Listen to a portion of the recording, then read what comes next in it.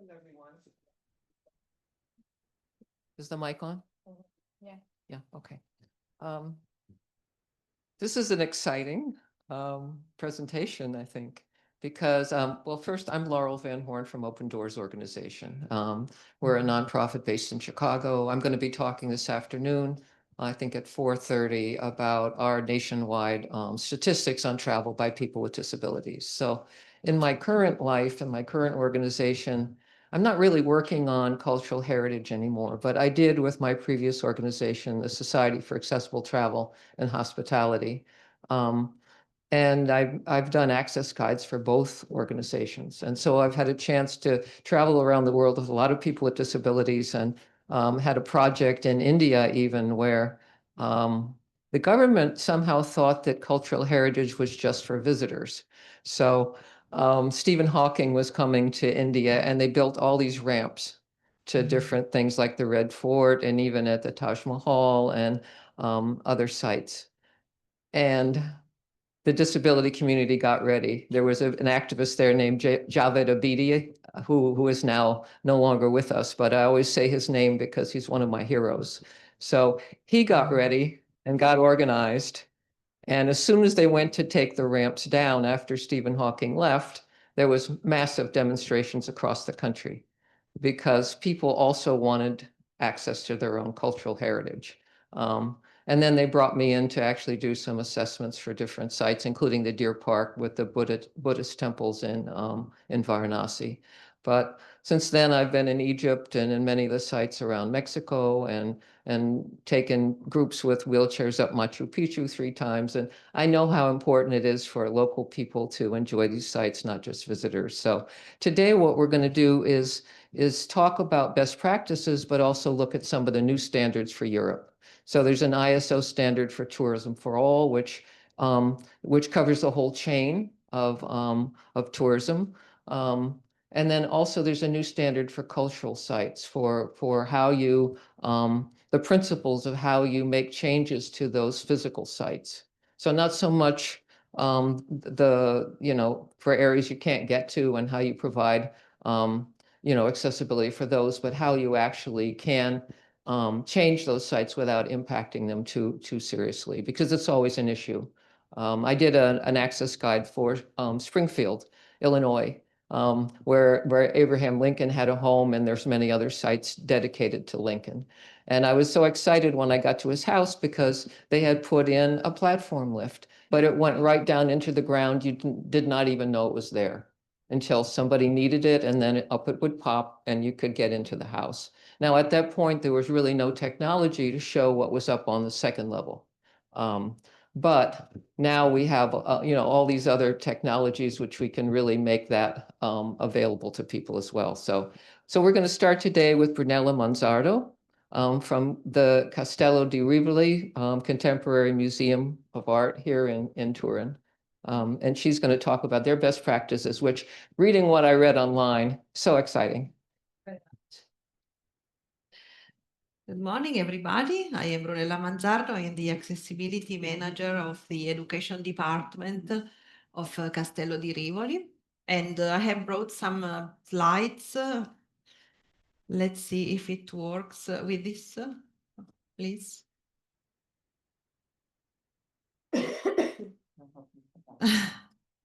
Okay. Okay, let's start with this picture of our museum.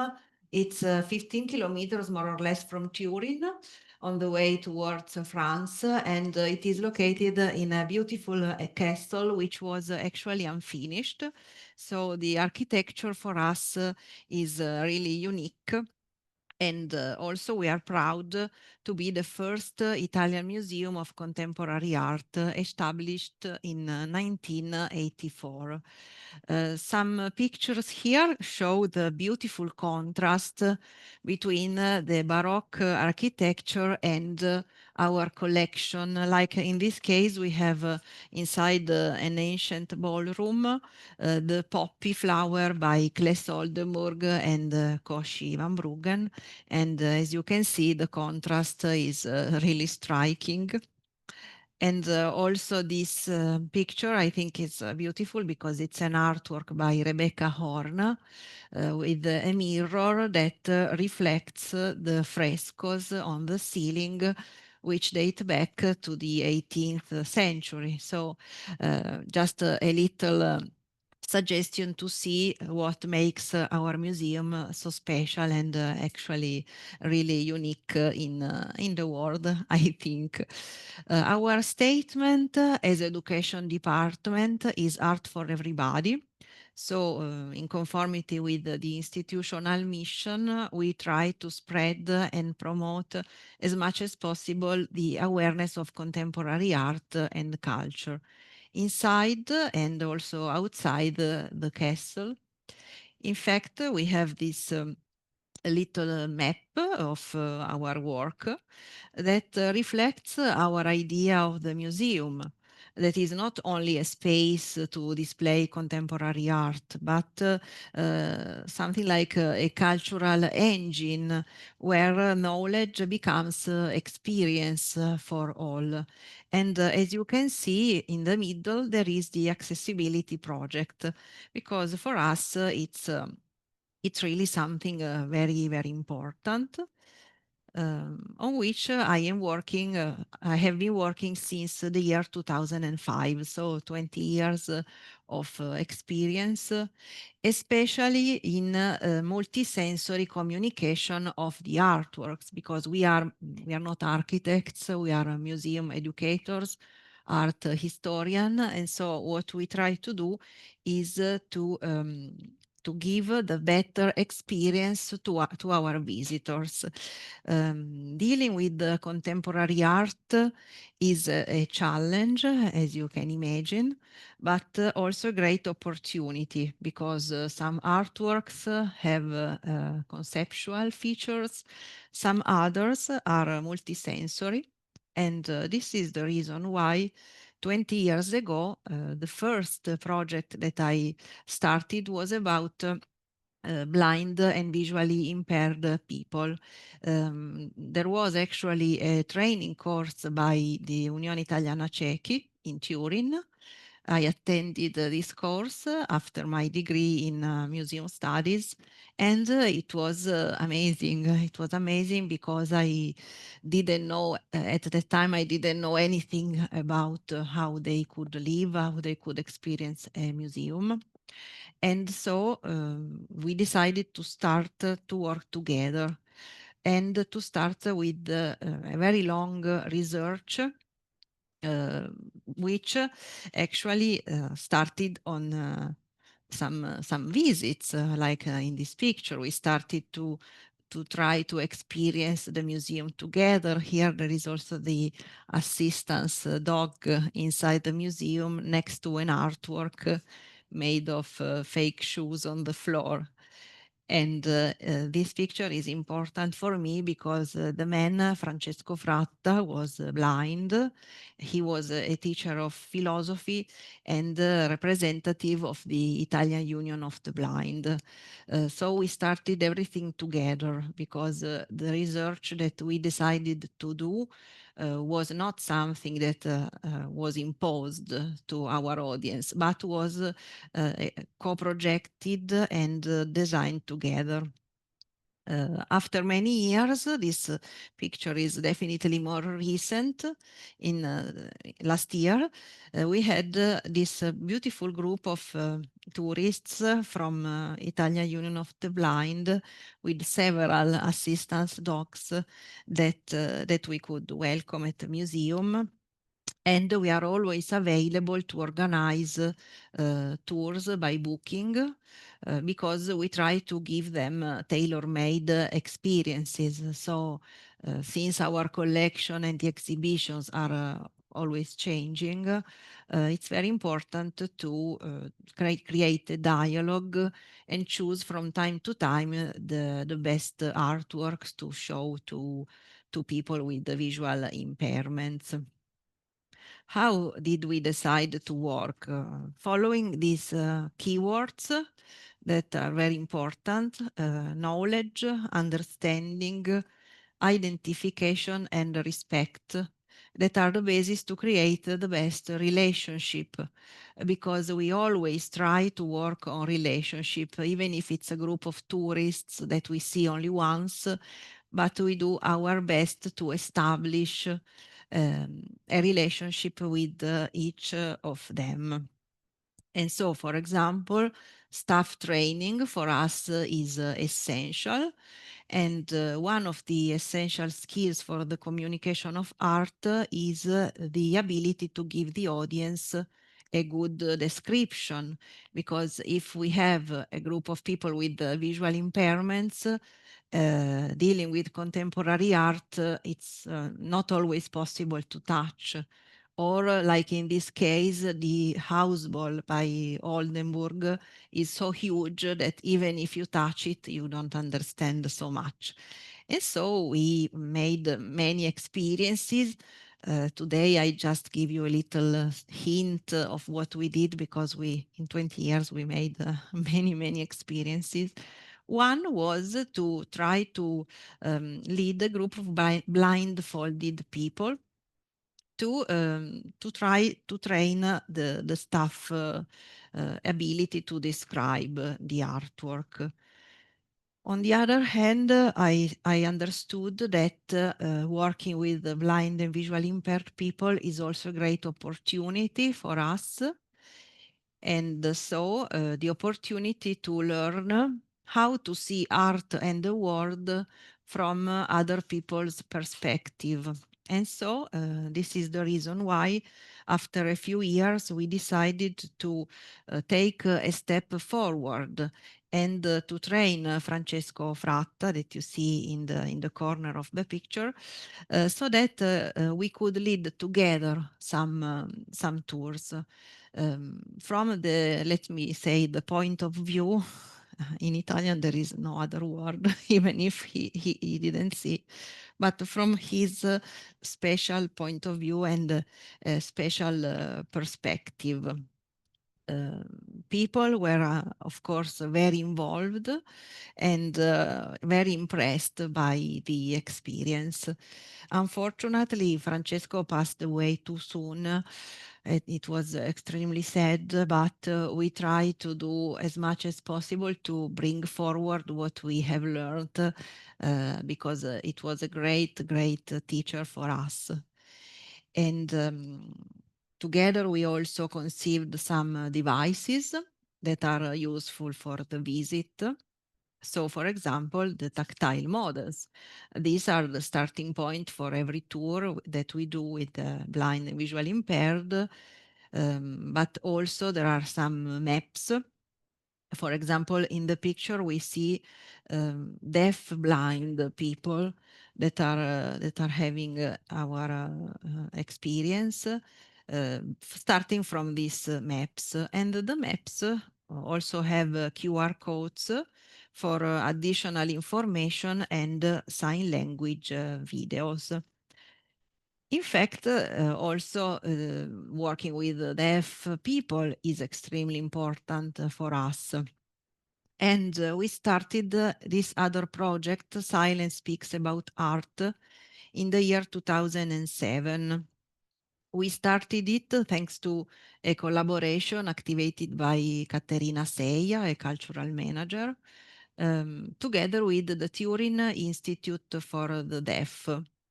We decided to help deaf people to fully appreciate contemporary art in a moment, year 2007, when there was nothing in Italy, absolutely nothing to try to bridge this gap between the deaf people and the contemporary art. In this photograph, we see the first experimental tour that we did during Artissima Fair of Contemporary Art. And actually, there are the people who still work together with me, like Enrico Dolza. He is the director of the institute. Luciano Candela, who is deaf, and he is a teacher of sign language, and also Francesca Dell'Iri, another expert of sign language, because we created a research group to start our project. Why? Because we understood that the distance that there was between the deaf people and the world of contemporary art was also due to the need of a specific terminology in sign language. They didn't even have the appropriate signs to speak about art, and so this was a huge gap that we tried to um, to fix, to bridge. And so the lack of terminology, of course, meant that there was a great distance between the deaf and the world of contemporary art. That's why we created this research group. I was part of the group together with Luciano Candela, who is deaf, and other hearing people, experts of sign language. We started, as I already told you, with some experimental tours. For example, this was at Castello di Rivoli, also with some families, not only adults, because we decided to create together a dictionary of contemporary art in Italian Sign Language. And of course, there were different stages of the project. The first one was the selection of the specific lexicon on contemporary art to be translated into sign language. And we also gathered some interviews of deaf informers to understand if the signs existed or not, or if the translation was not appropriate, etc., etc. We only chose a little selection of signs because, of course, it's a huge task. We chose 80 signs. And so my work was at the beginning to explain the meaning of the words to Luciano, who was deaf, and on the other hand, the research team suggested a translation, and then we examined the adequacy of the new signs within, but also outside the research group involving other deaf informers. The result was this dictionary published in the year 2010 in Italian and English, because even if you know that sign language is specific in any country, but we decided to translate in English to give the opportunity to everybody to understand our methodology and how we arrived to reach some signs. In fact, here we have a sample page of the dictionary. And by the way, if anyone is interested, I have the copy here to show you after the presentation. The sample page is bilingual, Italian and English. We have the representation of let's say a typical artwork that represents the sign, like the word, like arte povera, that for us Castello di Rivoli is very important because we have many artworks of this group of artists that were called the arte povera artists. And then we have the explanation of the word in let's say simplified Italian to be understood easily by everybody, translation in English, then the new sign, and the explanation of how we created every new sign.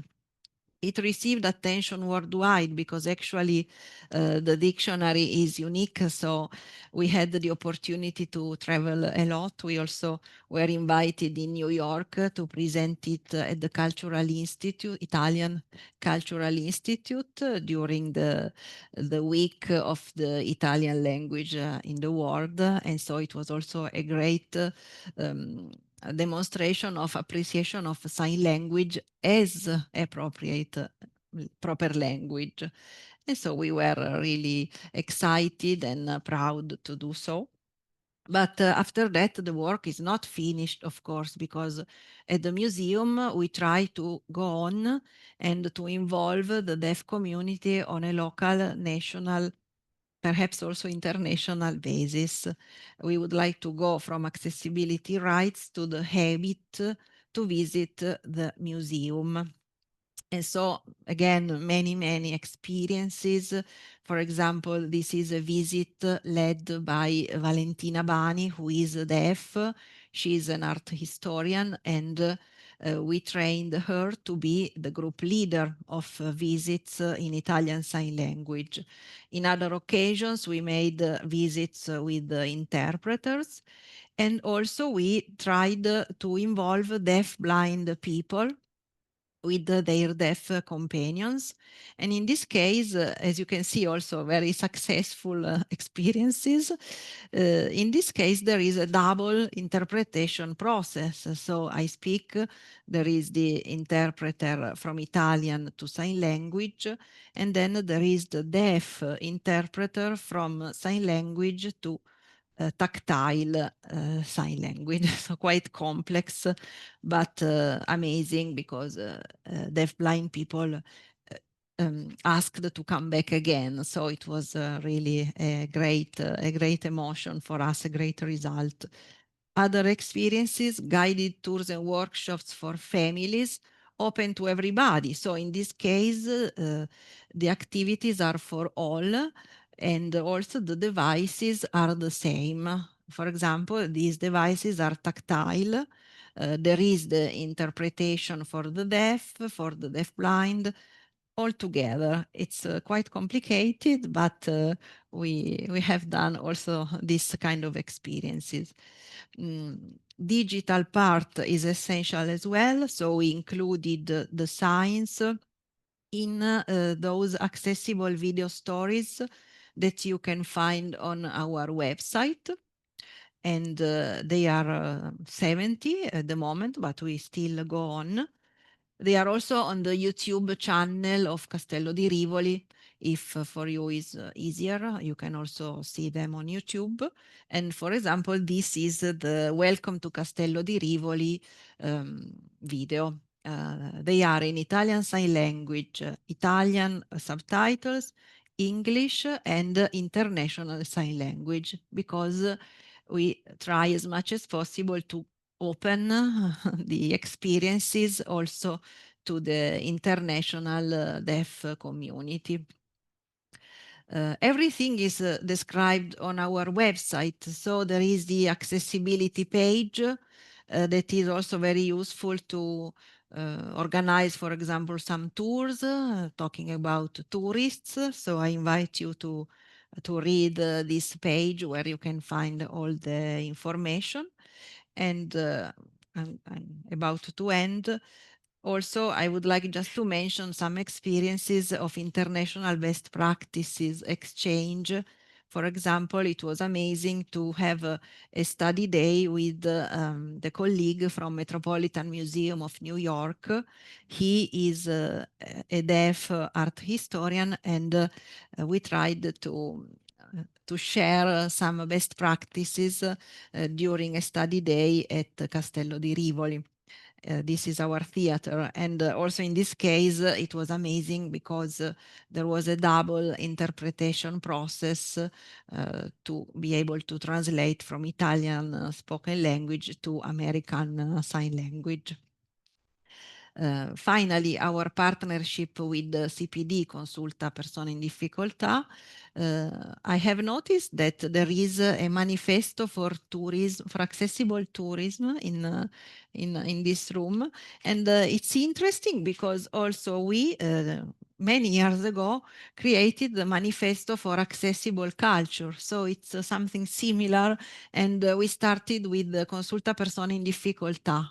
We started this work with many meetings and debates with a group work of cultural professionals. This is another picture inside Castello di Rivoli, actually around an artwork by Goshka Makuga. And one of the many experiences we have shared with the CPD was the creation of this manifesto for accessible culture in 10 points that is also available on our website. And so basically what we try to do is to do our best to design for all. It's never easy, but we try to do so because accessibility leads to inclusion. Inclusion brings participation, and participation is an instrument of knowledge and global experience for the benefit of all. In fact, I would like to end my presentation with this picture that for me is quite strong, because we have Francesco Fratta blind with Luciano Candela deaf, and together at Castello di Rivoli. So for us, this is the best representation of what we like as our best way to express our museum as an accessible place. And thank you. I leave my email if you want to stay in touch. Thank you very much.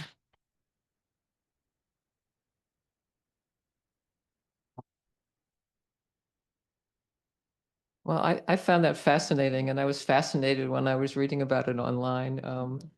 In the States, the real leader in this whole area was the Smithsonian Museum, and they were really the first that came out with a guide for how do you make museums accessible. Is there such a thing in Italy that addresses specifically museums and access? Is there a guide which is sort of universal that people? Not really a guide. The manifesto that we wrote Mhm. is a kind of statement in 10 points. So And that's more principles. yeah, principle. Yeah. Every point is explained, but yes, they are principle.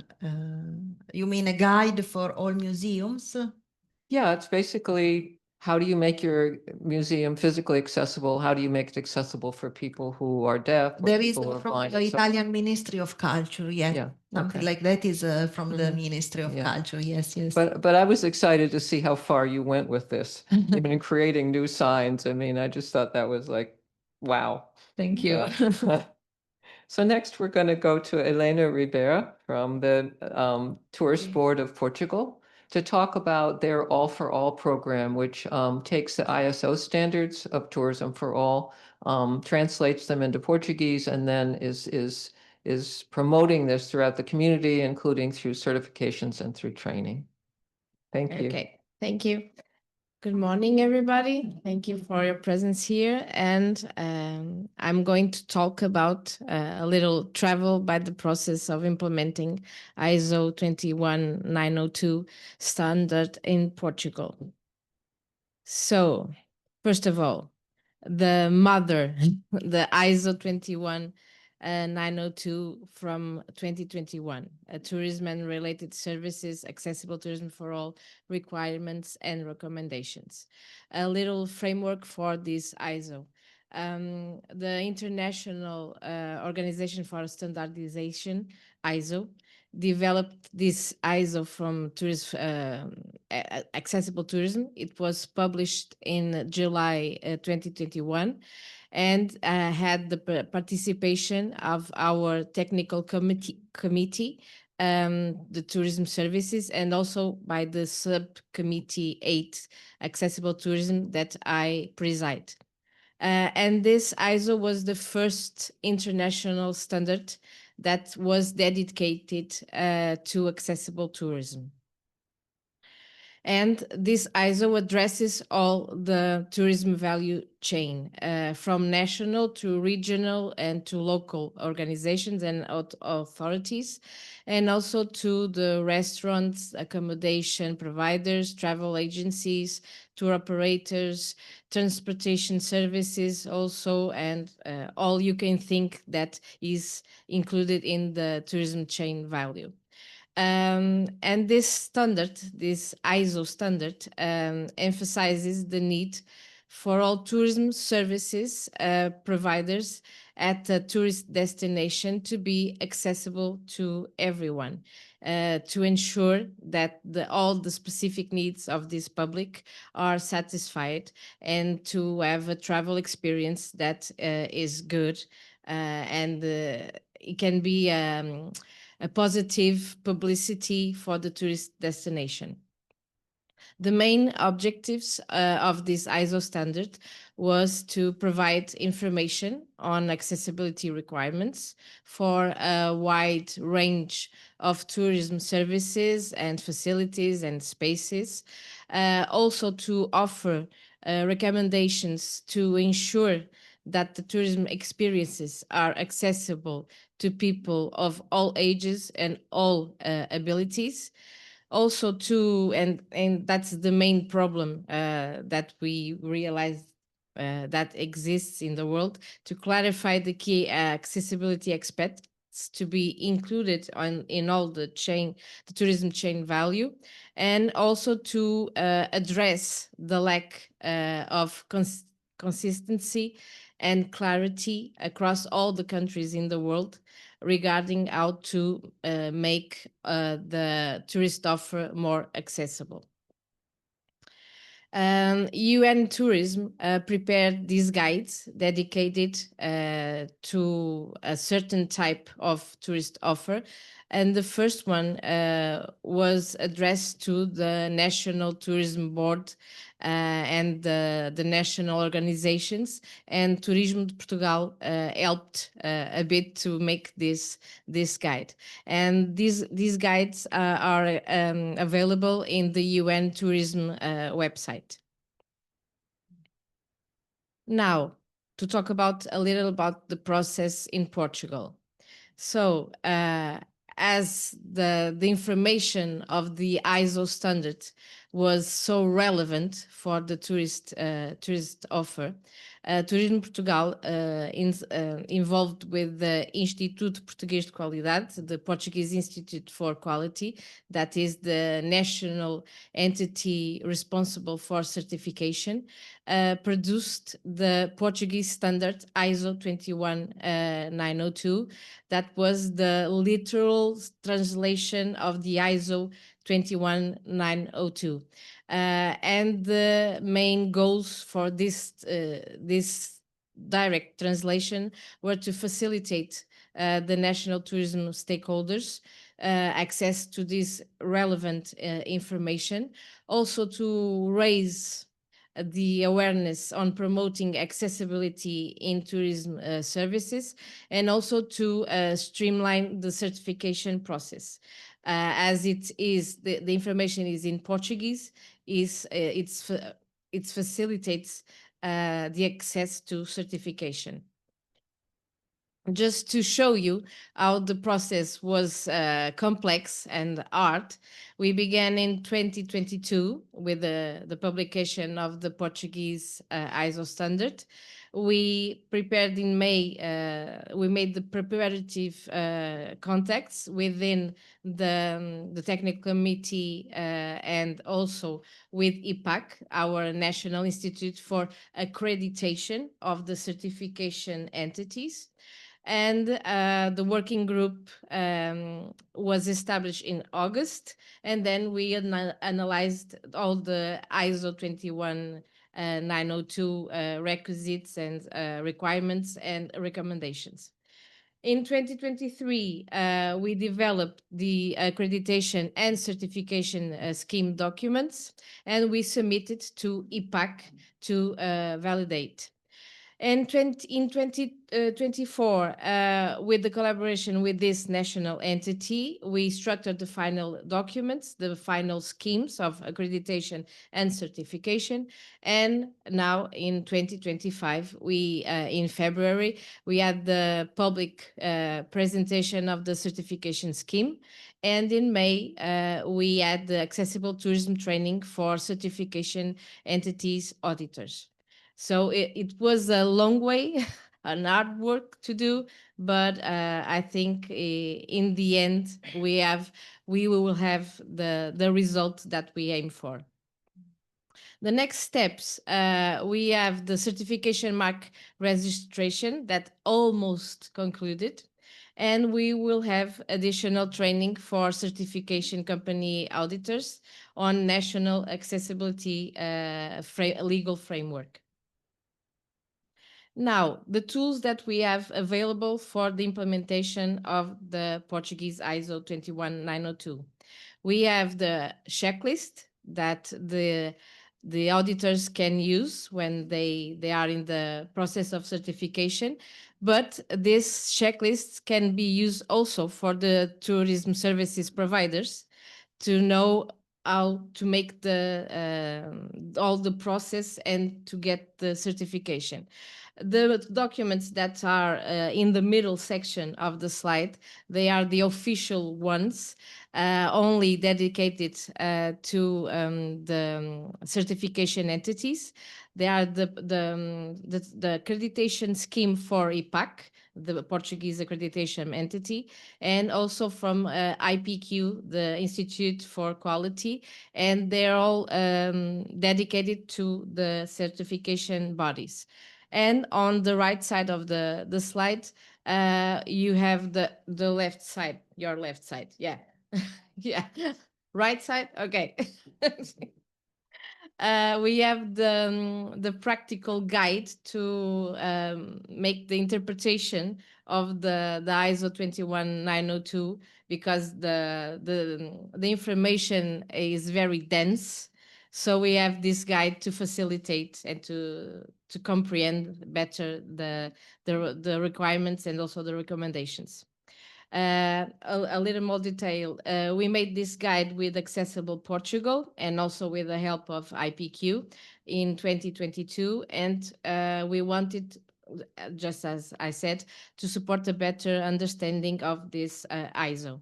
And this guide demonstrates the correct way to do things to make tourism more accessible, giving some examples with photos to, as I said, to better understanding of this ISO.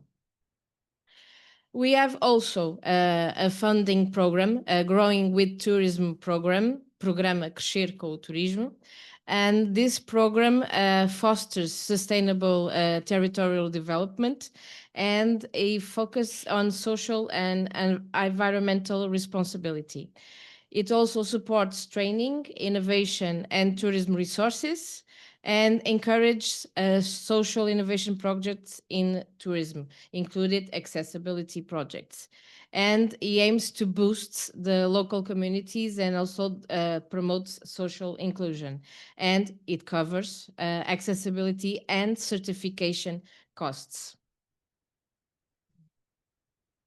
And now the certification process in Portugal, how to obtain this certification. The certification under this ISO standard recognizes the organizations that adopt and promote accessibility best practices and offer an inclusive tourism offer. And the evaluation, as I said, is conducted by an official certification body to ensure the compliance with the standard, this ISO standard. And this is the process. First step, identify critical areas through internal audits before contacting the certification bodies. The next step, appoint responsible staff to lead these changes that are needed and were identified. The next step, adapt infrastructure and service design. The fourth step, train staff, is very important, and we always say in our presentations the importance of training the staff and the collaborators to also to raise awareness about the specific needs of this public.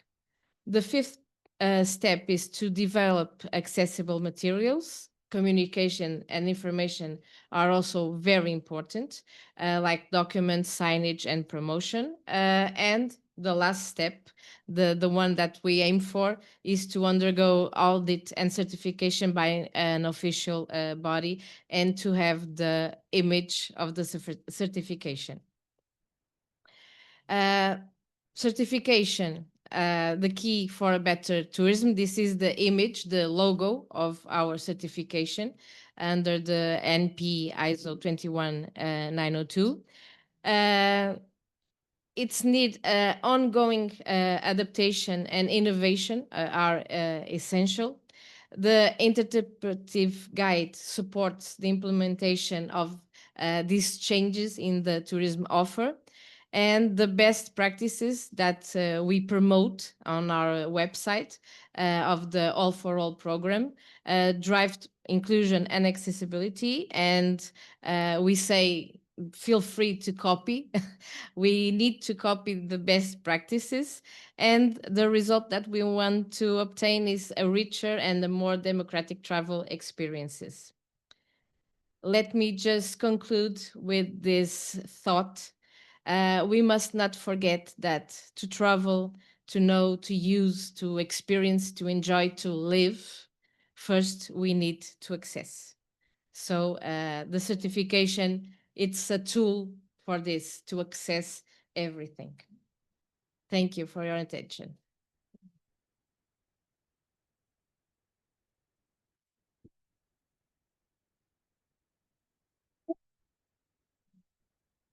So my compliments. One of my biggest frustrations in working in tourism, and I had, I had different projects with a number of countries around the world, Peru, Egypt, et cetera, is that it was often one person who really got it. For example, the head of Thai tourism for North America. Wonderful man, Setapan Budani, he got it. And so I had all these great projects in Thailand. I was able to bring people with different types of disabilities. We did a lot of training. And then when he left the position and somebody replaced him, it went away. Same thing in Peru. We did a guide for Peru. We trained probably 1,500 people in travel and tourism, working with local people and so on. Again, when the person who was committed to this went away, it all went away. So this, to see the standard come out from ISO, and then to see the government really make it practical and put it into and make it part of your brand, that's so critical. So my compliments on that.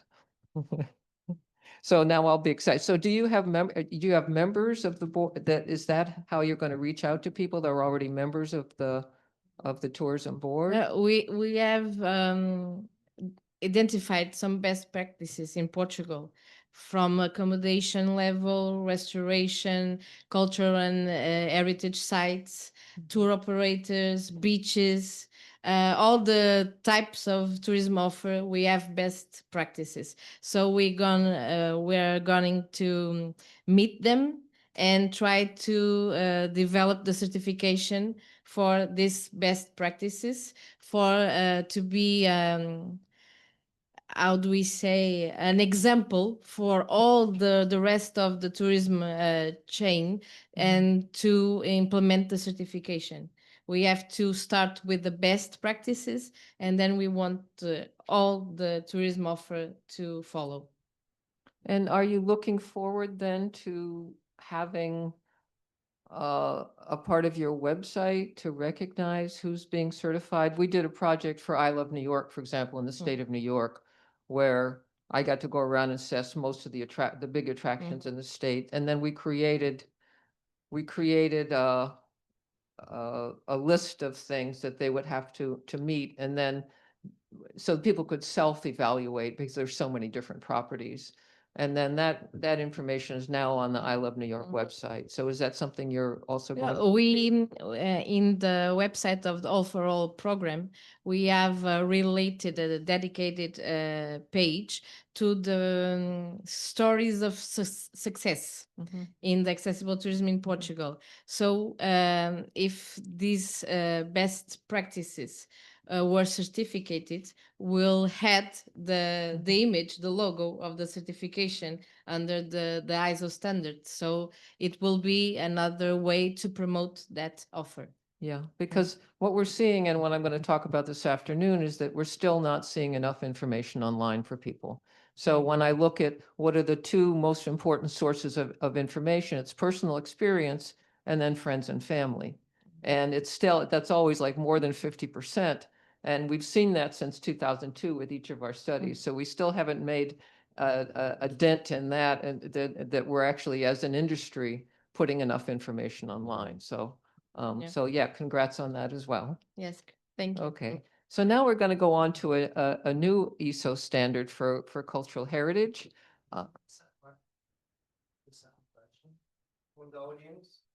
Sure, we can do that. I think we got enough time. Yeah, I was going to hold till the end, but okay, let's wait and see how we're doing on time, and then let's hold to the end. I know we haven't had enough audience questions at this event at all. So, so Katerina Papamichail from ENAT is going to now talk about the new standard and the principles for making cultural heritage sites accessible. Thank you. My name is Katerina Papamichail. I'm an architect from Greece. I have experience. I'm an expert on accessibility of the built environment and universal design and tourism. I have a long experience working in the social housing organization in Greece, designing adaptable and accessible housing. And I had the privilege to contribute to the design and management of the Paralympic Village in Athens, 2004. I'm a founding member and board member of ENAT. And through that position, I've participated in drafting many accessibility standards, which this one is the ISO 5727, published in 2024, accessibility and usability of the built environment, accessibility of immovable cultural heritage principles. And I decided to present the value of the standard. I don't know all the standard in depth. I contributed to drafting the standard, but I think it's a very useful standard, an innovative standard. And in my understanding, standards on accessibility should be free to people, but that's another discussion. You know, it's another matter. It's not upon my hands, but this is what we keep saying. And that's a very big success of Portugal. On the other hand, accessibility standards, they really are very useful because they train people. They teach people why to do something. They don't just state what to do, but in the forward, in the scope, and in between the clauses, they explain to people. And that's a very, very big, valuable thing, because if we don't know why we're doing something, we will never do it right. So for me, that's the value of standards in one respect. Coming to this, to immovable heritage, the need to make cultural heritage sites, monuments, and buildings accessible is growing and growing more, because people, they travel more and they want to take part in cultural activities. And especially older people travel more and people with disabilities travel more. But these are the target groups that they face challenges due to several barriers. The cultural heritage is an important part of our shared history and identity. And everyone should be able to fully enjoy and participate. Accessibility for persons with disabilities and others with access requirements to immovable heritage is particularly relevant in today's society. And why? Because it's not only the monuments that we visit, but many immovable cultural heritage objects, they are part of our daily life. For example, there are religious buildings, transportation buildings, buildings of education and administration, that they are used for museums, events, and much more. And what we mean by immovable cultural heritage is the monuments, the buildings, and groups of buildings and sites. Sorry, I didn't explain the pictures. In the first picture, you see Sagrada Familia, and here is a cultural monument in San Marino. Cultural heritage landscapes and monuments, they originated at a time when accessibility and universal design were unknown, or let's say not considered. Because monuments and sites, often they present distinctive physical characteristics which in themselves prevent accessibility. Therefore, the managers who try to manage the cultural sites and improve accessibility, they face many challenges. Here you see a picture of the Canto Topilani Church in the island of Paros, which is a specific cultural monument. So the challenges that they face, the managers, is first to reduce access barriers so that the monument can be experienced and used by as many people as possible. The other challenge is to follow universal design as far as possible, because it's not always easy, given the constraints of the site of the monument. And third, to ensure the measures to improve accessibility do not degrade the cultural heritage values. So this is what the new guidance document, this ISO standard 5727, is trying to do and give some guidance to many stakeholders involved how to overcome these barriers and improve the accessibility of monuments. The standard establishes principles and a methodology for providing accessibility to immovable cultural heritage through interventions arising from conservation, restoration, or specific accessibility needs. Here in the picture, you see the Acropolis of Athens, where now new paths are laid and with a special concrete, which resembles a little bit the old materials, and it's a reversible solution because underneath there's a special membrane, and these paths can be really removed if necessary. The standard is applicable to the cultural heritage and its setting, and is intended to be used by heritage owners and managers, both private or public, curators, professionals, conservation and restoration professionals, architects, engineers, and all stakeholders, designers and builders, and of course, user representatives.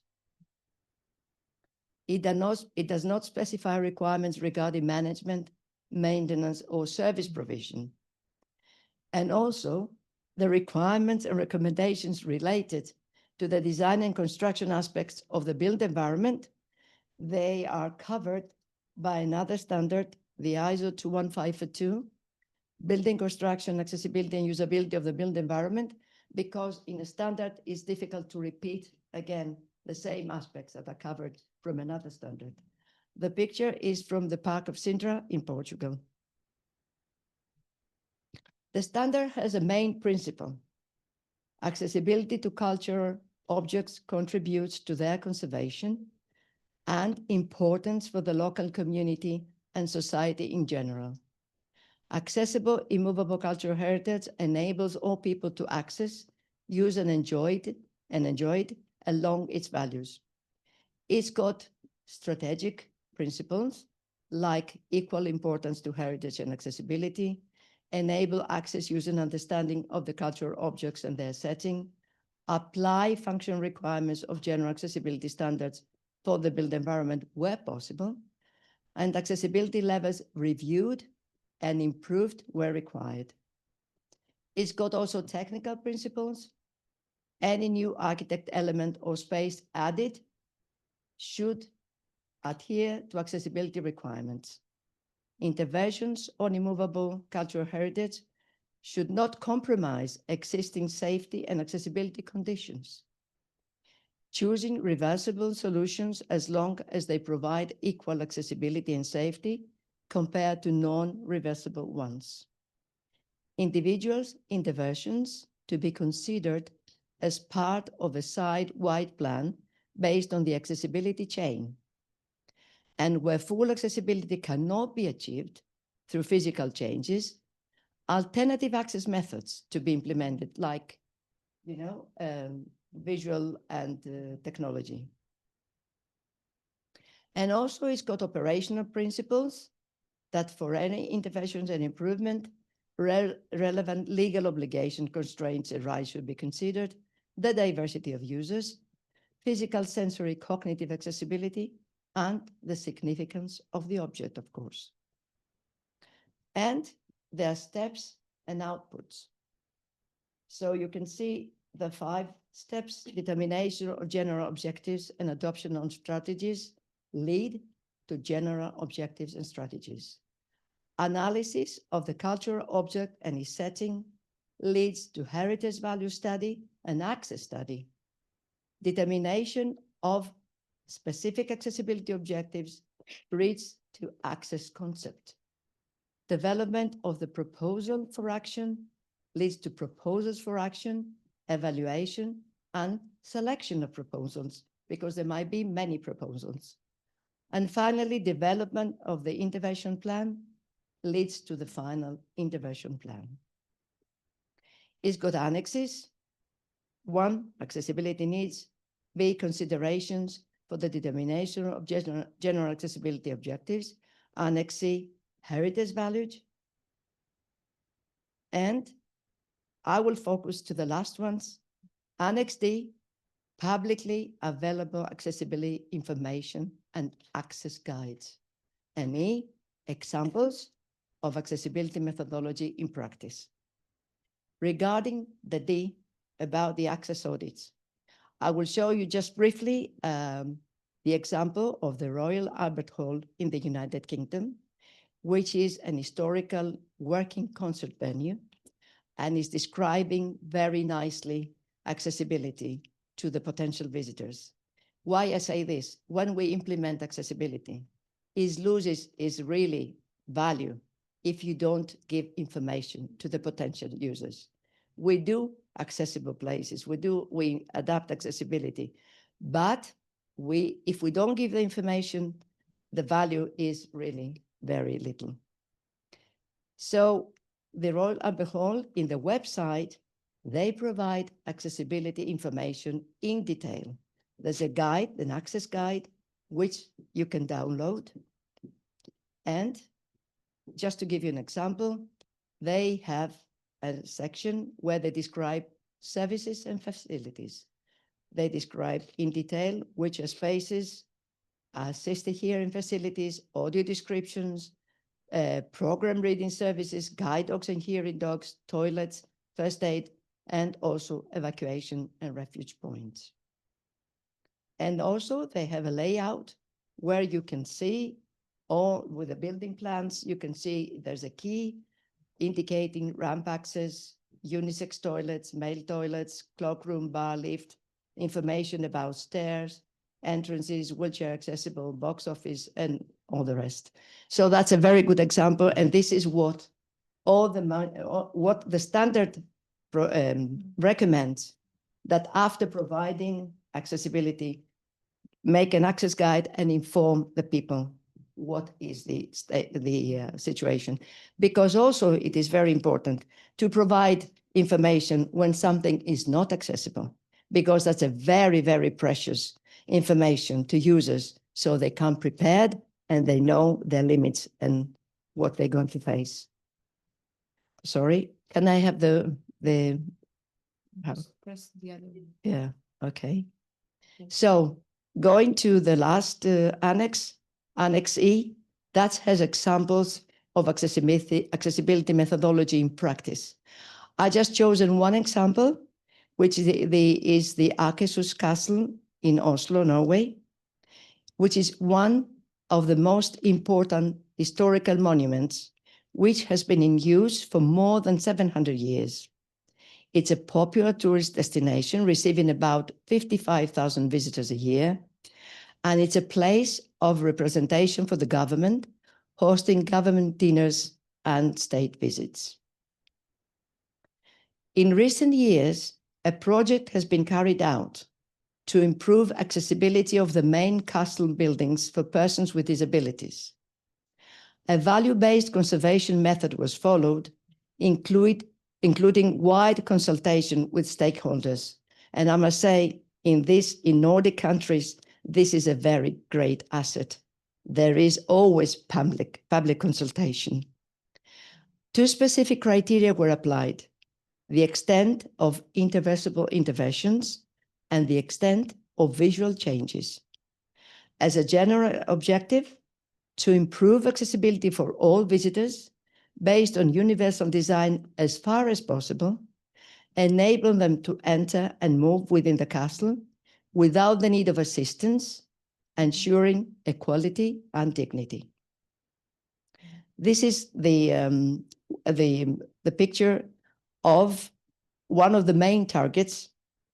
It was to achieve equal access to the main building, and that's the access to the main building, for wheelchair users and other visitors with mobility impairments. So this picture shows the previous main entrance as it was before in the inner courtyard, and that was only accessible by this stone staircase from both ways. So what was the solution? A new lift tower, as you see in the circle, it was placed regarding the right-hand side staircase with materials respecting the character of the monument. This original symmetric double limestone staircase in the courtyard, as you see, as I said, had to be completely removed, as this was a major change from a heritage perspective. The lift should be functional, easily visible, and as prominent as the main entrance, yet blending with the historical environment. It was achieved by the solution I showed you, by using original materials, limestone, bricks, and iron, but with a contemporary interpretation. And what is the final result? Akershus Castle courtyard and main entrance after the interventions, all visitors can use the same entrance to the castle's main building.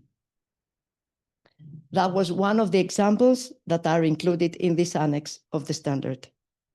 So concluding about the value of the standard, using this standard and its principles and methodology, this will support the process of planning, because also respecting the heritage values and the accessibility values is a challenge of its own. And this methodology is very, very useful to cultural heritage managers in order to improve accessibility, because it focuses on considering accessibility values and the heritage values side by side, involving all relevant stakeholders, and assessing accessibility and providing information to the visitors. In other words, improving accessibility for all visitors, ensuring equality and dignity. Thank you very much.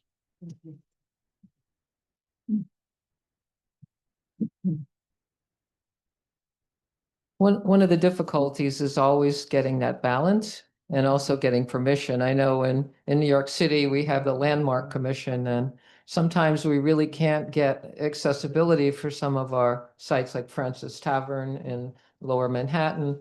We got an elevator inside, but they won't let us change anything with the outside, so there will always be a step there.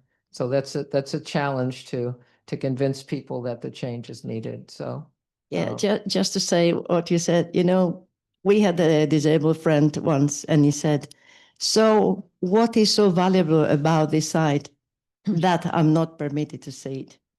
So when a cultural site is so precious, if we do careful interventions, it doesn't lose anything of its value and its importance. Yeah, I don't know how we're ever going to adapt the Taj Mahal, though. I mean, again, we need the platform lift, but it's hard to know where to put it because it's so beautiful from all sides. So, okay, so now we're going to turn to cultural roots of the Council of Europe, and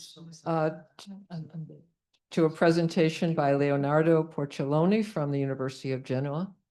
Here in Italy. Thank you very much. Thank you. Good morning, everybody. Thanks for having me. Actually, as a larger group of people from the University of Sevilla, the National Research Council of Italy from Naples, and most of us are geographers from the University of Genova.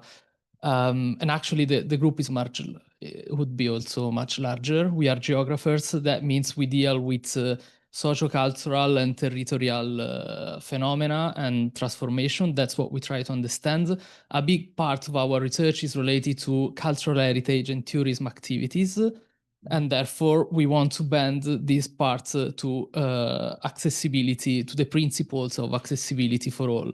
In this respect, we are presenting now a study related to cultural roots of the Council of Europe, which is a sort of environment that I've been working for a while, not only for research, but also within the Council of Europe program. And so basically, very quickly, I'm going to introduce the context of this program that probably is not that well known from everyone, probably are more known the networks, as we will see later.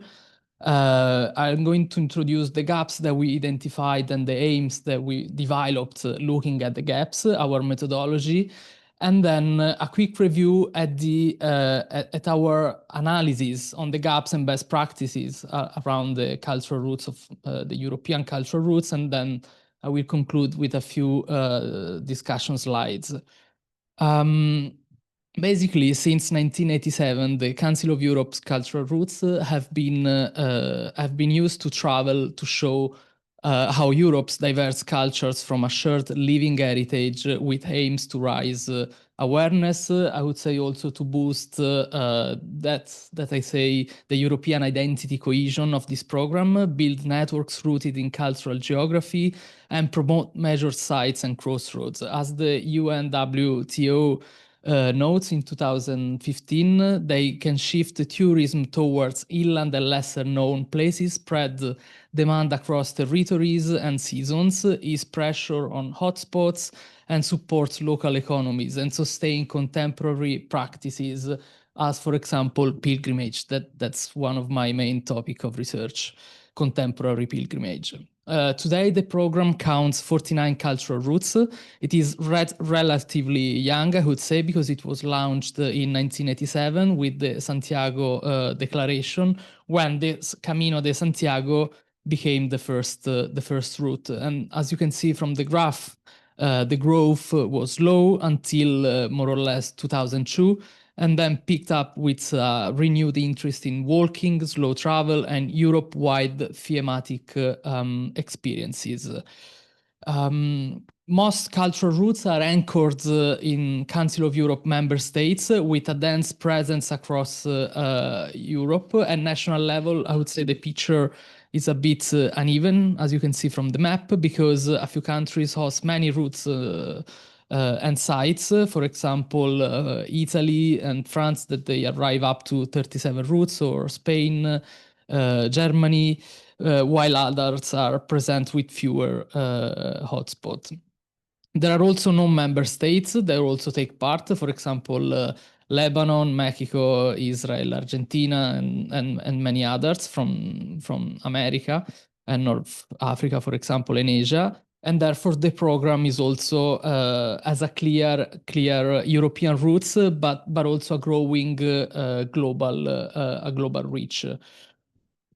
Wanting to make this program socially inclusive and to make it more accessible for all as possible, we identified three main initial preliminary gaps, let's say. First, there is no program-wide guidance on accessibility, so progress depends on voluntary actions by networks and sites.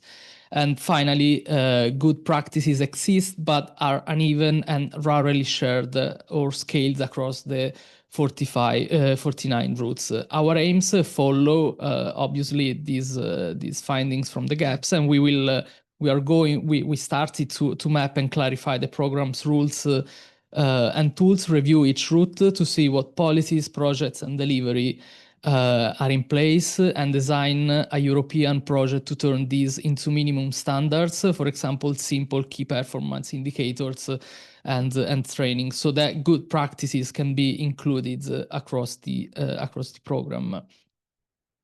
In our approach, we contemplate a desk-based analysis on accessibility for all. Basically, first, we read the program's institutional documents, those published by the European Institutes on Cultural Roots, to see aims and duties. And secondly, we review the 49 cultural routes to observe what is actually done or not done on the ground. So,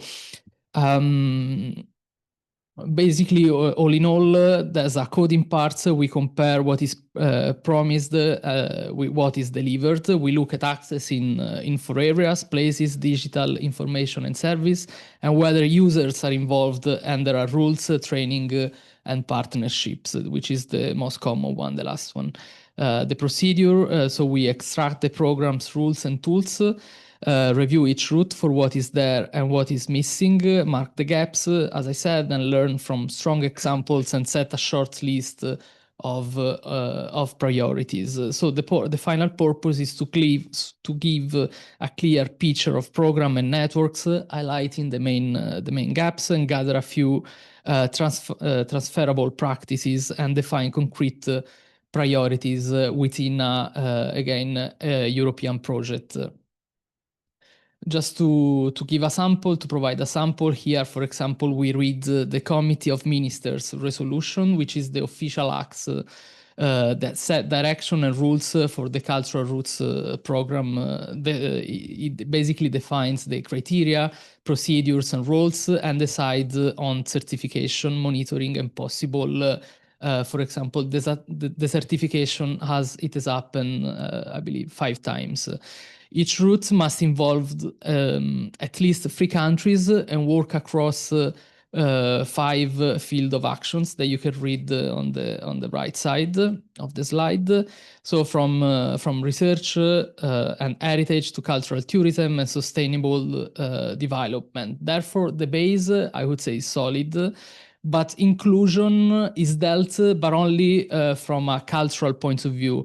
The value, the missing value is the accessibility for all with minimum standard, and therefore it progress throughout this cultural roots network only on a basically voluntary program. Therefore, our analysis shows where to embed accessibility in criteria, action plans, and monitoring to close better these gaps. These are other samples of the document that we analyzed, and you can retrieve online. This program publishes activity reports of all the routes since 2017.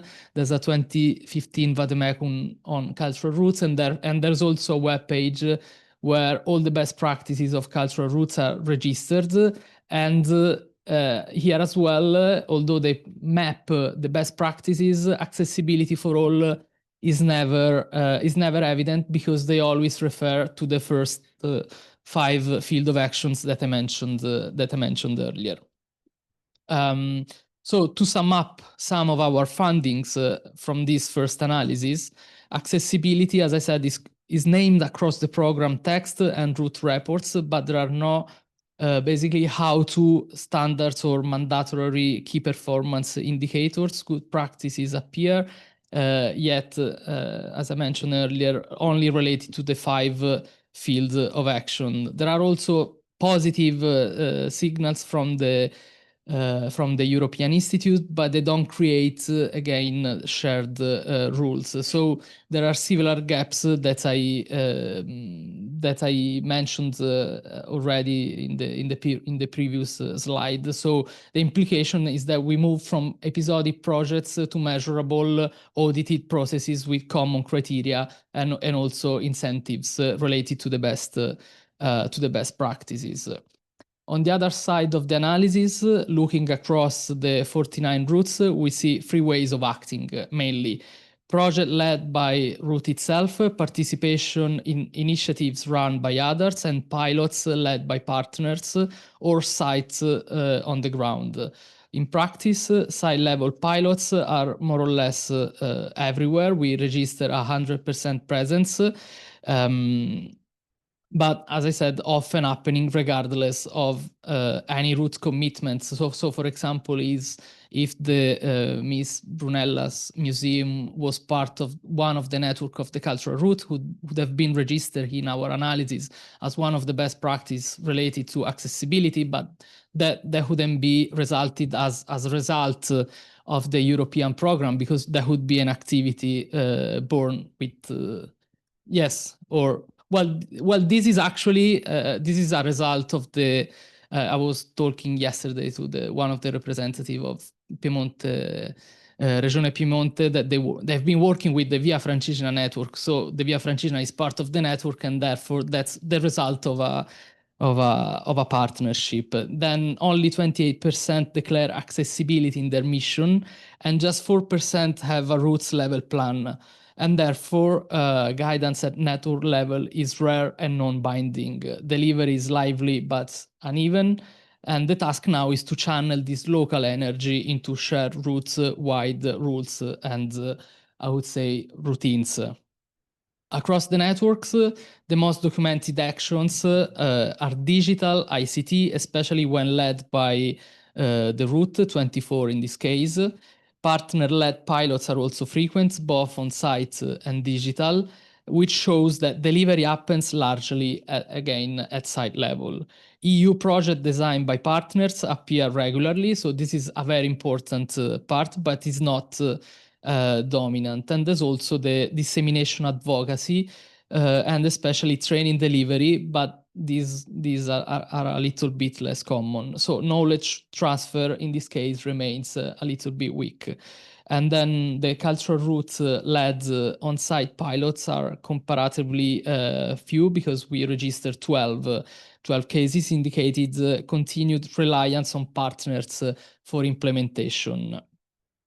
And therefore, to make it more tangible, we will walk now through 3 different case studies out of 49. It was impossible this morning, of course, and only highlighting the best practices.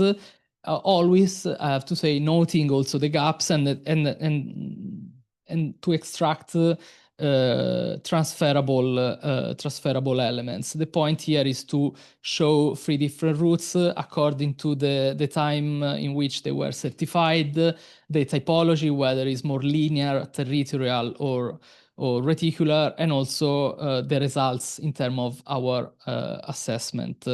So the first one, I believe, is something that doesn't need my introduction, because it's well known from everyone. And even yesterday, there were a few presentations mentioning the Camino de Santiago, that is the first cultural route of the Council of Europe since 1987. Since it's a pilgrimage route, it's a linear path, and therefore here, in this case, since it's also the most experienced one, inclusion is aimed more at every level, so the European, state, regional, and local level, working with disabled people's organizations, and therefore services are often co-designs.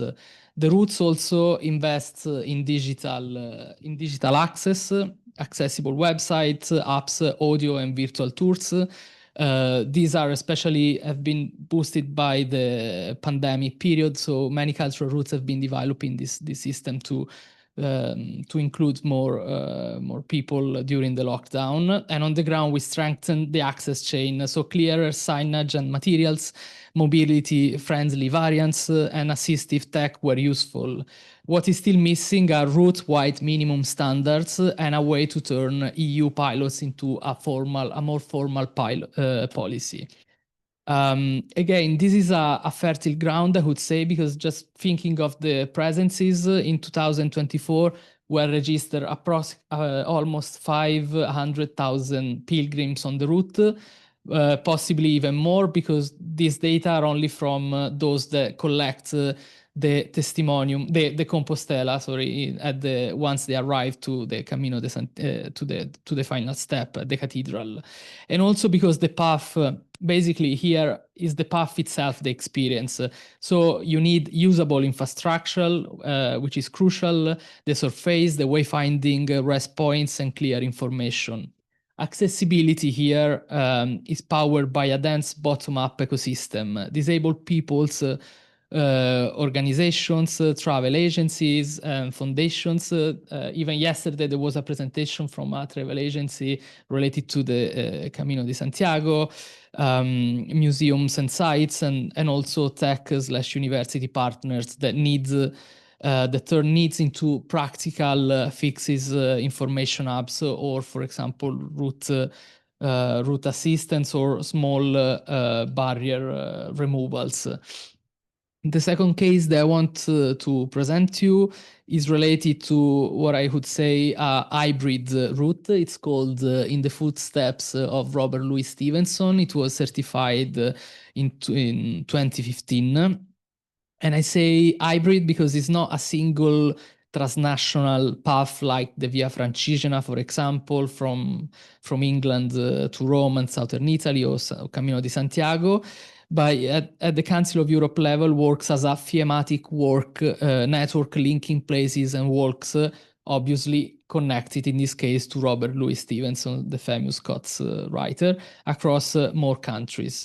So delivery here is mostly local and partner led. So we see targeted accessibility fixes on specific segments or venues. And these work on the ground, but results are uneven across the network. What's missing here, as for example, in many other networks, is that no routes-wide accessibility plan or technical standards, patchy documentation, reliance on episodic initiatives rather than shared policies. However, I would say all these sorts of activities have a very strong and effective communication, at least.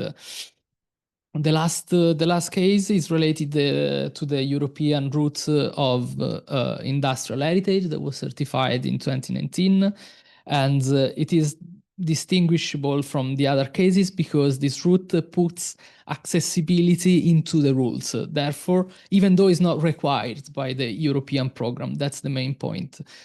So its anchor points must be fully accessible for people with limited mobility, and sites in regional routes must be accessible physically and intellectually. So access is part of the selection logic of the network, not just through a pilot project.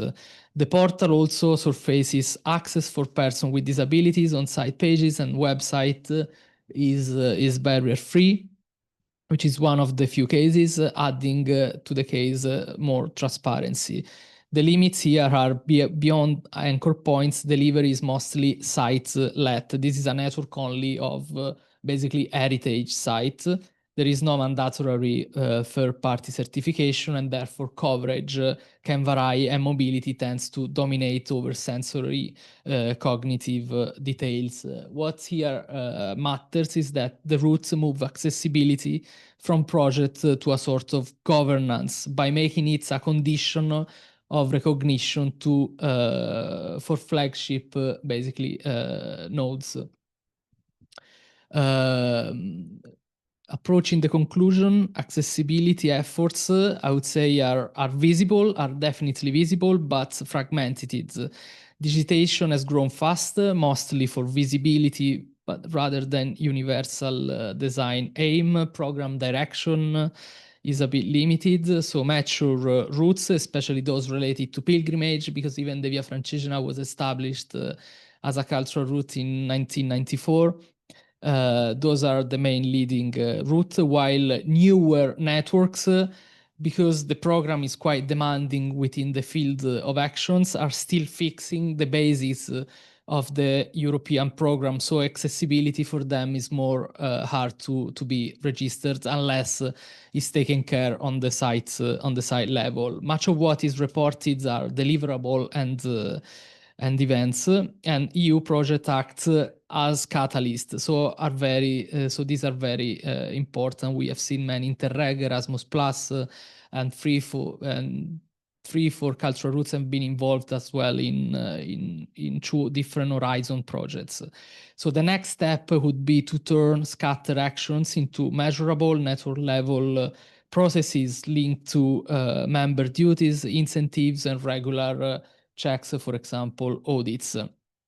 Therefore, across Europe, cultural routes offer definitely a cross-cutting arena, so they are not just very interesting to be studied from an academic point of view, but to deliver accessibility along the wall, along possibly, hopefully, the whole journey, from infrastructure and wayfinding to mobility stages, accommodation, museums and gardens, SPA sites and transport hubs, because they involve all these kind of heritage sites and therefore experiences. Much bottom-up activity already exists. but is often symbolic for one-off rather than embodied as a route-wide standard. The opportunity is to stitch these site-level fixes into network-level services and also standards, so access is predictable from planning to visits,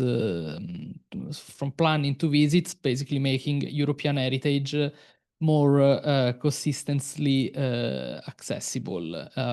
With this, I can conclude my presentation, and maybe I can add that I know it's a session related to best and good practices, but also, I mean, although it's very difficult to reach the universal accessibility, also finding the gaps, spotting gaps is the first step to find also the solution to new best practices. Thank you very much.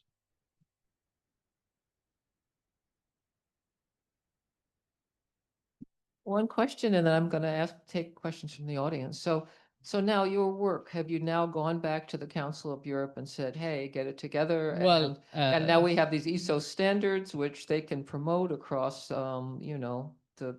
I mean, yes, that's very interesting because we are considering to propose to the European Institute to be partner of our project, because we don't want to apply through, otherwise it would be another of the hundred of pilot cases that we have registered. So the best part would be for us to include new guidelines related to accessibility for all within the programs, within the 5 field of action, so that all the networks then must follow.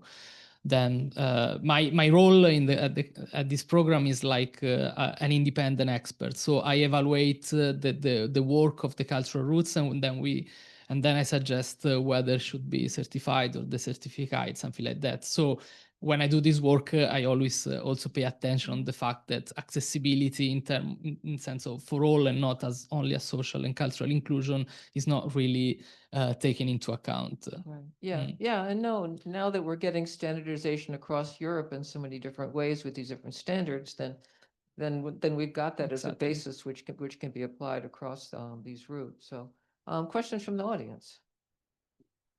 Got you over here. So identify yourself also when you ask the question. So Sure. You come. You come. Thank you, that's kind. Helena, hi. Great presentation. Sorry, Ross Calladine from Visit England. Wanted to ask, so you're moving towards being able to give the certification mark for the businesses that meet the ISO, the Portuguese application.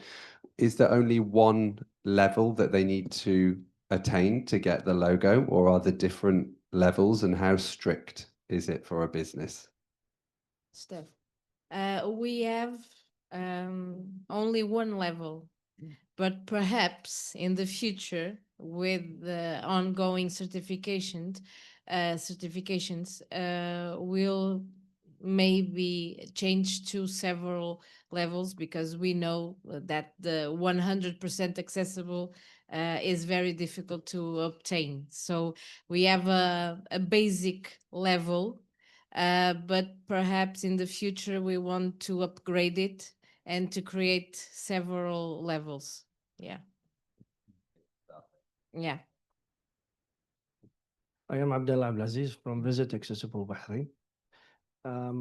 Regarding the certification, auditing training, auditors training, do you have 2 types of auditors training or one auditors? Is it just an internal or as a lead auditor also? The reason I'm asking. No, we had the first training moment, the first training session, to allow the auditors to know something about this theme of accessible tourism, that's a strange concept to our certification entities. They work on other levels, other contexts, and accessible tourism, it's not an area that they know. So we began with the ABC accessible tourism session. But the auditors, they identified that they needed more information. So we are going to set up another training session with more detail, specifically related to the legal framework in Portugal. The reason, because they had a second part of it. So the reason I asked this question is based for us in our country, and that's required by ISO as well. So the ISO requires any auditing company taking any ISOs, let's say we specialize in 21902, I would need to have a lead auditor course to be able to certify me to be not as an auditor course, as a lead auditor. So if I don't have that, beside the internal auditor, if I don't have that, so I'm not able to do the auditing in first place. So that, are you able to, or are you doing something similar? Yeah. At the As I said, we work with IPAC, the Portuguese Institute for Accreditation, that recognizes the certification entities. So they want to work with us to create like an ambassador for accessible tourism to audit the auditors, to see if they really understand all that is related with accessible tourism, so they can make the certification process. Yeah. Another question back. I also have a question for Helena. My name is Roman. Nice to meet you. Hi, nice to meet you. I'm the founder of a small architectural studio based in Bologna called Green Boulevard, which basically focus on sustainable and accessible design solutions. So my question is not related too much about tourism, as much about real estate. So do you know if there are any initiative or funding programs by the side of the Portuguese government to support or to help foreign investors that want to create something in Portugal from the point of view of accessible architectural? Thank you. Thank you for your question.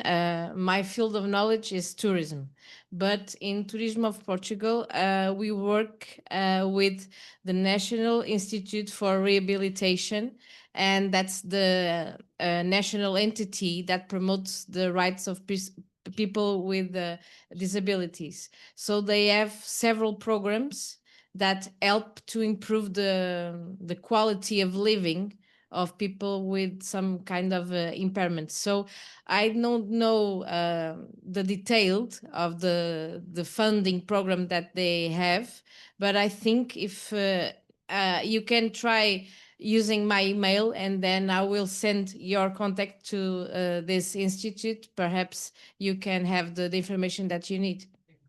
Okay. My question is also for Helena. Get ready. Don't want to answer. No. I'm from Ask Katerina, she knows.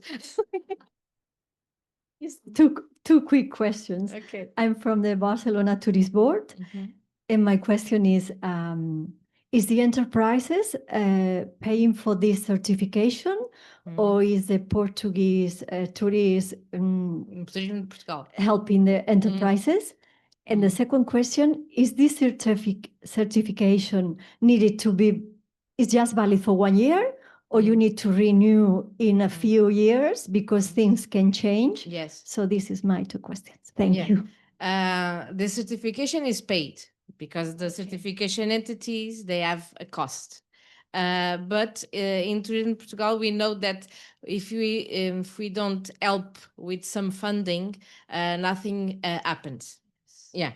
So that's why we have this program, the Growing with Tourism program, that also have to promote accessibility and certification. So if one tourist resource wants to be certified, they can apply to this program. It must be an integrated project, not only certification. They have to have some more investments in accessibility, but they can apply the costs of the certification. And in Portugal, the certification is valid for 3 years and it must be renewed. because you said things change and they must update. Yeah. Questions? Are we ready for lunch?